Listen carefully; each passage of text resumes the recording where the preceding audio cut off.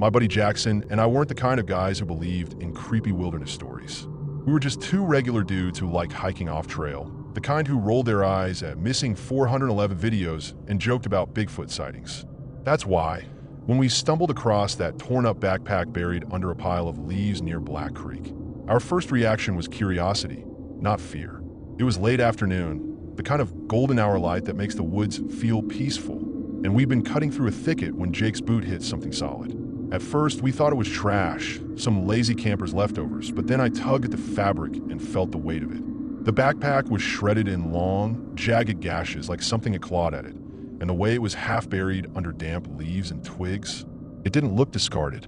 It looked hidden. Jake, always the one with less common sense, yanked it free while I hesitated. The thing reeked. Not just mildew, but something sour like old sweat and metal. Inside, we found a set of car keys, Toyota by the logo, an asthma inhaler with the name Reyes scratched into the plastic, and one of those cheap disposable cameras, the kind you buy at a gas station. The weirdest part? The camera's casing was cracked, but the roll inside seemed intact. Jake laughed it off, saying we'd just scored free horror movie props, but my skin prickled. The backpack straps were torn clean through, not frayed or worn. Whatever had ripped this thing apart did it fast. We debated leaving it, but curiosity won. Let's take it to the ranger station, I said, stuffing it into our own pack. Maybe someone reported it. I had no idea how right and how wrong I was. The ranger station was a 20-minute hike back, and the whole way, that backpack felt heavier than it should have. Like it was pulling down on my shoulders, demanding attention. The ranger on duty, a guy named Mitch with a salt and pepper beard and tired eyes, barely glanced up when we walked in. But the second Jake dumped the shredded pack on the counter, Mitch's posture changed.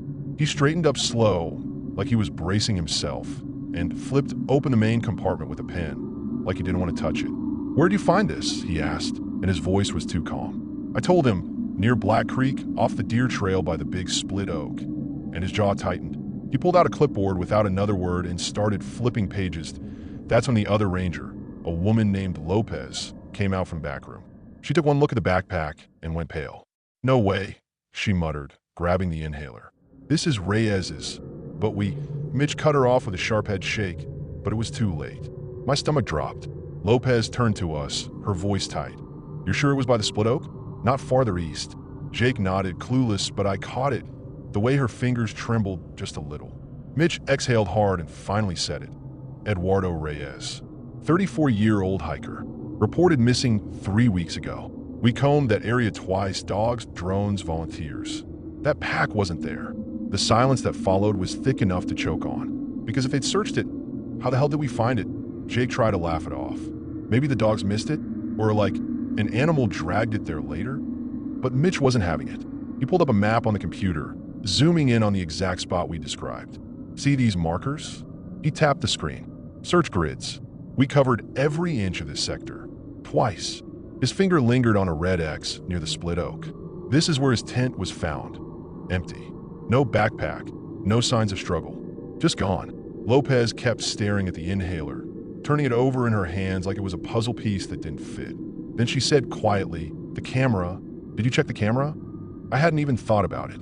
The thing looked ancient, the kind you'd have to develop at some sketchy pharmacy. But the way she said it, like she already knew something we didn't, sent a cold prickle down my neck.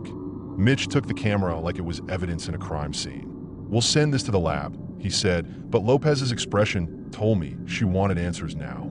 Jake, still not grasping the gravity of this, joked, "What? You think there's going to be a ghost in the photos?" The room went dead silent. Mitch's jaw clenched. "Reyes wasn't just missing," he said finally. "His last call to dispatch said he was being followed. Then nothing. My blood ran cold. Followed? Here?"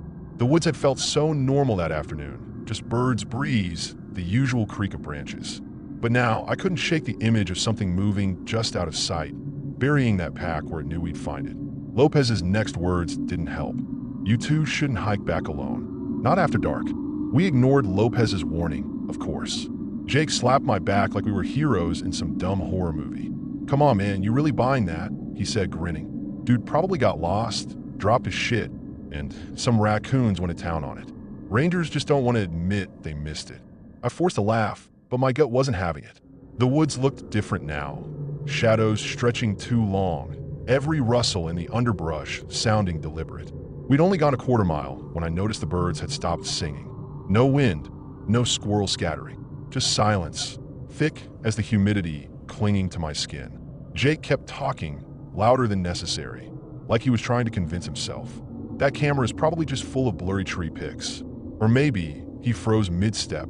Did you hear that? I heard it.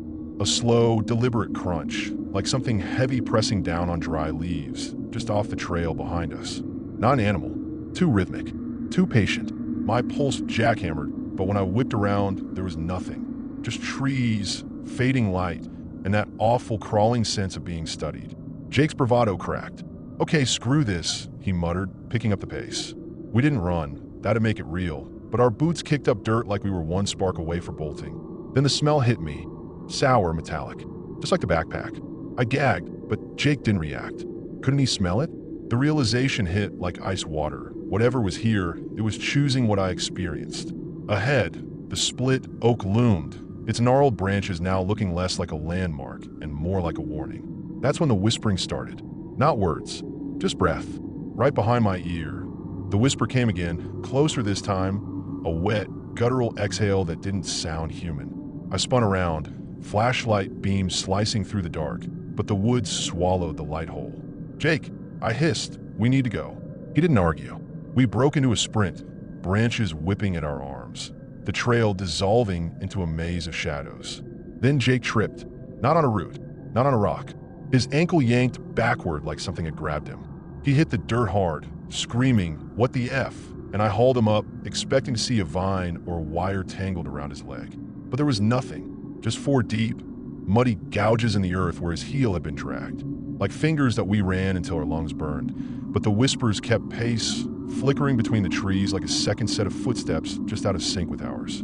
Then Jake gasped, skidding to a stop. The tree, he choked out. The split oak. We were back where we'd started. Impossible. We'd been running straight. My flashlight flickered, and in that split second of darkness, I saw it.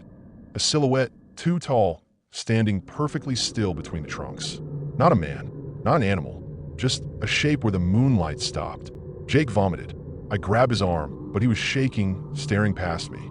"It's laughing," he whispered. I didn't hear it, but I felt it, a vibration in the air, like the woods themselves were trembling. The camera. The damn camera was the only thought cutting through my panic. If we could get it back from the Rangers, maybe there'd be proof. Answers. A way to make this make sense. But when I fumbled for my phone to call Mitch, the screen was glitching, static, then a flash of something that looked like teeth. Then the battery died. Jake's phone was already dead. Cold realization settled over me. We weren't being chased. We were being herded. The whispers surged, now coming from all sides, and the smell, that rotting, metallic stench, filled my nose until I tasted it. Jake grabbed my shoulder, his voice breaking. "It's not letting us leave. We never should have taken that backpack." That's what I kept thinking as we stumbled into a clearing. Not the trail, not the station, just a circle of dead grass where the trees leaned away, like they were afraid too. The whispers stopped. The woods went dead silent. And then, clear as a gunshot, a single word from behind us. Reyes. We turned.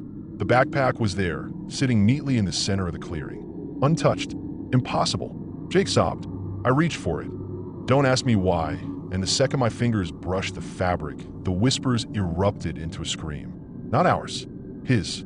Reyes' voice, howling like it was being torn out of him. We ran. Didn't stop until we hit the highway, where a trucker found us at dawn, bleeding and babbling. The Rangers never found the clearing. The camera? Developed blank. But sometimes, when I'm alone, I still hear leaves crunching behind me. And I know, it's still waiting for us to come back.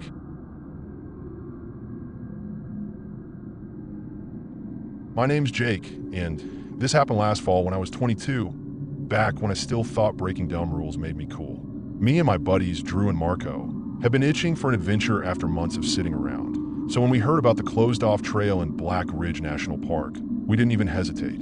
The place had been shut down since a massive mudslide wiped out part of the path months earlier, but the warnings just made it more tempting. We packed some beers, a flashlight, and Marco's shitty pocket knife, joking the whole drive about how we'd survive if we got stranded. The sky was already turning that weird orange-gray when we pulled up, and the air smelled like wet pine, and something else, something sour like old meat. But we were too busy hyping each other up to care. The trail was eerily quiet, No birds, no wind, just the crunch of dead leaves under our boots. That's when we noticed the first shoe. It was dangling from a low branch, a single muddy sneaker tied by its laces, swaying slightly like someone had just hung it there.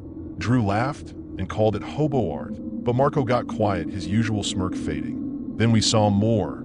A tattered flannel shirt knotted around a tree trunk, a child's mitten stuffed with leaves, even a cracked baby doll with its plastic face half melted, staring at us with one glassy eye. My stomach tightened, but we kept walking, telling ourselves it was just some weird hiker's joke. Then Marco froze. Ahead, a dark blue jacket was nailed to a pine tree, its sleeve ripped and stained with something reddish-brown. And tucked in the pocket was a voice recorder, still working. The recorder was one of those old, clunky ones, the kind teachers used in the 90s. Drew, always the first to poke at shit he shouldn't, grabbed it and hit play before any of us could second-guess it. At first, there was just static, the kind that make your teeth ache. Then came this voice. Not a scream, not a shout, but a whisper so strained it sounded like the person was choking on the words. Don't follow the markers anymore. A pause, then a sharp inhale, like they'd been punched. They lead you back to him. The recording cut off with a click, but the words hung in the air, heavier than the cold settling into our bones. Marco snatched the recorder and threw it into the bushes like it was burning him. What the fuck was that? He hissed. None of us had an answer. We should have turned back. That's the part that haunts me. How easy it would have been to just leave. But Drew, stubborn as hell, started pointing at the trees. Markers, he muttered. Now that he'd said it, I saw them too. Faint scratches on the bark, arrows made from stacked rocks, even strips of fabric tied in deliberate knots. Someone, or something, had been guiding people this way long before the mudslide. My pulse thudded in my throat as we followed them deeper, our jokes dead and buried. The trail narrowed, the trees pressing in like they were trying to swallow us whole. That's when we heard it, the sound that sent us running. Not a voice this time, but something moving in the brush ahead, slow and deliberate. Like it had been waiting. We didn't even speak, just ran, branches whipping in our faces like they were trying to grab us. My lungs burned, but the sound kept pace, crunch, crunch, crunch. Always just far enough back that I couldn't tell if it was footsteps or something else. Then Marco tripped, going down hard with a yell. When we hauled him up, his pants were torn, his knee bleeding, and that's when we saw it, a fresh marker. A bright red shoelace tied around a branch, right in front of us, even though we'd been running in what we swore was the opposite direction. Drew's face went pale. We're going in circles, he whispered. Behind us, the forest went dead silent. No wind, no animals, just this thick, suffocating quiet, like the whole woods was holding its breath. That's when the whispers started. Not from a recorder this time. Real, close, slithering between the trees like someone was circling us. No words, just this wet, clicking noise like a tongue dragging over teeth. Marco grabbed my arm, so hard it hurt. Don't move, he breathed. We stood there, shaking, as the sound looped around us, left to right to left like it was testing where we were. Then, maybe 20 feet ahead, something moved. Not an animal. Too tall, too still. Just a shadow where shadows shouldn't be. Darker than the rest, with this weird, hunched slope to its shoulders. It didn't come closer. It didn't have to, because right then, Drew's phone, dead since we got here, suddenly blared to life with a shrill, distorted ringtone, and the shadow twitched. Drew fumbled with his phone like it was a live grenade, finally silencing it with a choked-off curse. The shadow didn't move again, but the air got heavier, like the whole forest was pressing down on us. Then Marco did the dumbest, bravest thing possible. He yelled, "Hey," straight at the figure. For a second, nothing. Then the whisper came back, louder now, words slurred together. Turn around, turn around, turn around. My stomach dropped. We bolted again, this time off the trail entirely, crashing through underbrush with no idea where we were going. Branches scraped my arms raw, but I didn't stop, not even when Drew screamed behind me. Not in pain, but in pure confusion. The markers, they're changing, he panted. I glanced back. The red shoelace was gone. In its place, a child's hair ribbon, tied in a perfect bow. The ground sloped suddenly, sending us sliding down into a gully choked with dead leaves. That's when we found the tent, or what was left of it. A shredded nylon shell, half buried in mud. The poles snapped like twigs. Inside, a sleeping bag, rotted through, with dark stains that could have been mold or something worse. Marco kicked over a collapsed backpack, and a dozen Polaroids spilled out. Most were too waterlogged to see, but one was clear, a group of hikers grinning, their arms around each other. The same blue jacket from the tree was in shot, and behind them, barely visible in the trees, was that same hunched silhouette. Drew made a sound like he'd been punched.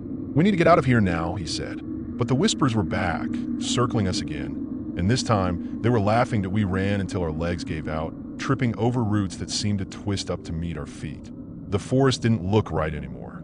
The trees leaned at unnatural angles, their trunks knotted into shapes that almost looked like faces. Then Marco grabbed my shoulder, his nails digging in. "Do you hear that?" he hissed. At first, nothing. Then, faint but unmistakable, a child's voice, singing. Not a song, just a single phrase, over and over, "Come see, come see. He's made a place for you and me." It came from everywhere and nowhere, bouncing between the trees. Drew spun in a frantic circle, his breath coming in ragged gasps. "This isn't real," he kept muttering. But the blood on Marco's knee was real. The blisters on my hands from clawing through thorns were real.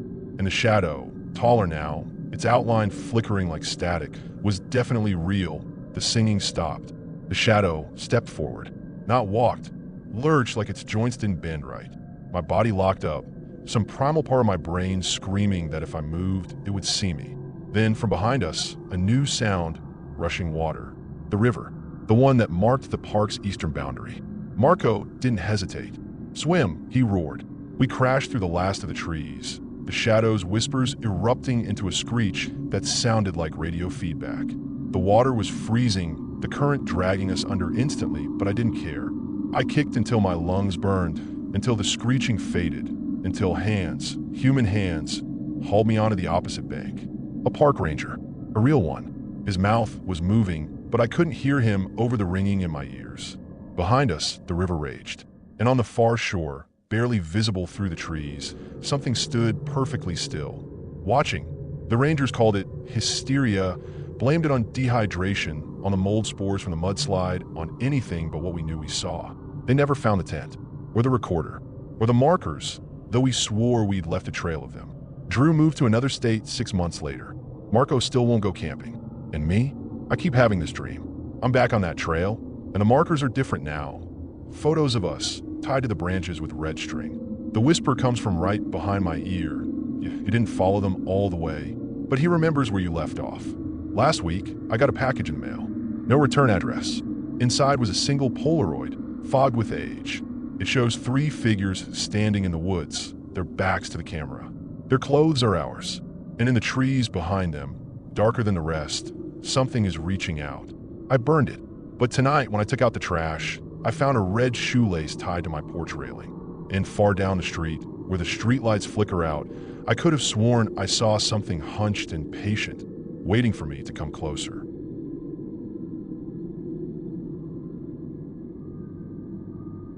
My name's Paul, and in the summer of 2022, I was 3 weeks into a solo through hike of the Appalachian Trail.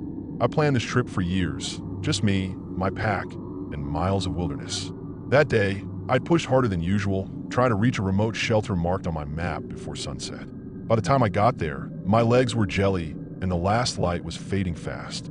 The shelter was one of those old, 3-walled structures, moss creeping up the logs, the roof sagging a little in the middle. Not exactly cozy, but it beat setting on my tent in the dark. What caught my eye, though, was the gear stashed neatly in the corner. A pile of unopened MREs, a canteen full of water, and a sleeping bag rolled tight, like someone had just stepped out for a minute. Weird, but hey, maybe another hiker was scouting the area. I called out a few times, but the only answer was the wind through the trees that I figured the owner would be back soon, so I didn't touch anything, just set up my own stuff on the opposite side. But as the night deepened, the woods got too quiet. No owls, no rustling, just this heavy silence that made my skin prickle. Then, around 2 a.m., I woke up to the soft crunch of footsteps circling the shelter. Not an animal. Too slow, too deliberate. My breath hitched as I saw a shadow flicker across the doorway, tall and unnaturally still. I grabbed my knife, heart slamming, and whispered hello. No reply. The shadow didn't move. I must have stared at it for a full minute before it finally melted back into the trees. I didn't sleep again that night, and when dawn came, the gear was gone. All of it. But on the bench, freshly carved into the wood, were 4 words that made my blood freeze. Stop taking my food. I ran my fingers over the carving, the wood still raw and splintered. It was fresh, no older than a few hours. My stomach dropped. Had someone been inside the shelter while I slept? I scrambled to pack my things, my hands shaking so bad I could barely buckle my straps. The weirdest part? There were no footprints outside. The ground was soft from rain the night before, so if someone had walked up to the bench, there should have been tracks. But nothing. Just my own boot prints and a few deer trails. I kept telling myself it was a prank, some asshole hiker messing with me. But deep down, I knew better. The MREs, the shadow, the way the silence had swallowed every sound. None of it felt human that I booked it down the trail, not even stopping to eat, just putting miles between me and that shelter. By noon, my nerves started to settle. Maybe I'd imagined it. Maybe sleep deprivation was screwing with me. But then I noticed something in my pack, an extra MRE, one I knew I hadn't packed. The label was faded, like it had been sitting in the sun for years, and when I tore it open, the food inside was rancid, crawling with mold. I gagged and threw it into the bushes. That's when I heard it, a low, raspy laugh from somewhere in the trees. Not close, not far, just there. I didn't wait to see who it was. I ran like hell. The rest of that day was a blur of panic and exhaustion. Every snapped twig, every rustle of leaves sent my pulse skyrocketing. I tried to rationalize it. Maybe a bear, maybe just my mind playing tricks, but then I found the first marker. Scratched into the bark of a tree right beside the trail was a crude arrow, pointing ahead, with the same jagged lettering as the carving. Keep going. My blood turned to ice. Whoever, or whatever, was out there wasn't just watching me. It was hurting me. I thought about turning back, but the nearest town was 2 days behind me. Forward was the only option. By nightfall, I was a wreck. I didn't dare stop at another shelter, so I pitched my tent off trail, hidden by dense underbrush. I barely slept, jumping at every sound. Around 3 a.m., I heard it again, footsteps slow and deliberate circling my tent. Then a whisper, so close it could have been right against the fabric. Hungry yet? I clutched my knife, too terrified to move, until the first light of dawn crept in. When I unzipped the tent, my stomach lurched. Sitting neatly in front of the entrance was another MRE, this one bloated and leaking something dark. And on top of it, a single word carved into a scrap of wood: eat. I kicked the rotten MRE away and broke camp faster than I ever had in my life.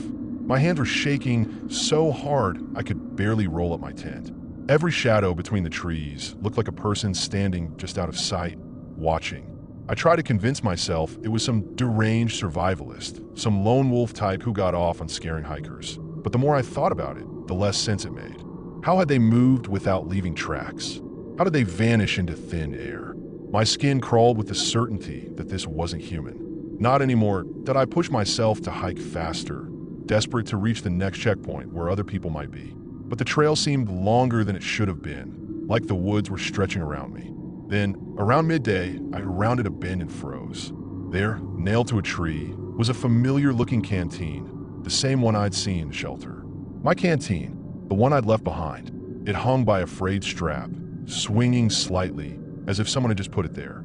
And beneath it, another message, this time in what looked like dried mud or blood. You should have eaten. My breath came in ragged gasps as I stumbled backward, nearly tripping over my own boots. The canteen swayed gently, like it was mocking me. I wanted to run, but my legs wouldn't move. Fear had turned them to lead. That's when I noticed the smell, something sour and rotting, like spoiled meat left out in the sun. It clung to the air, thick enough to taste. Then from somewhere deep in the trees, a branch snapped. Not an accident, an announcement.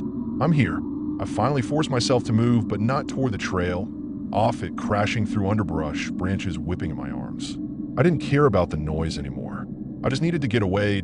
I ran until my lungs burned, until the light started to fade again. When I finally stopped, doubled over and heaving, I realized I had no idea where I was. The trees here were too dense, the ground uneven and unfamiliar. No trail markers, no sounds but my own panicked breathing. That's when I saw the shelter. Not the same one. This one was smaller, half collapsed, but the same feeling to it, like it had been waiting for me. And there, in the center of the dirt floor, was a single unopened MRE, pristine as if it had just been dropped. My stomach twisted. I knew, with a cold certainty, that this was a test, a game, and if I lost, I'd never leave these woods that I knew I couldn't play along anymore. No more running, no more frozen terror. I had to break whatever this was. So I did the one thing that felt like defiance. I left the MRE untouched. Instead, I pulled out my own food, chewed mechanically, forcing myself to swallow despite the dread tightening my throat. Then I grabbed my flashlight and knife, stepped outside, and shouted into the trees, "Show yourself."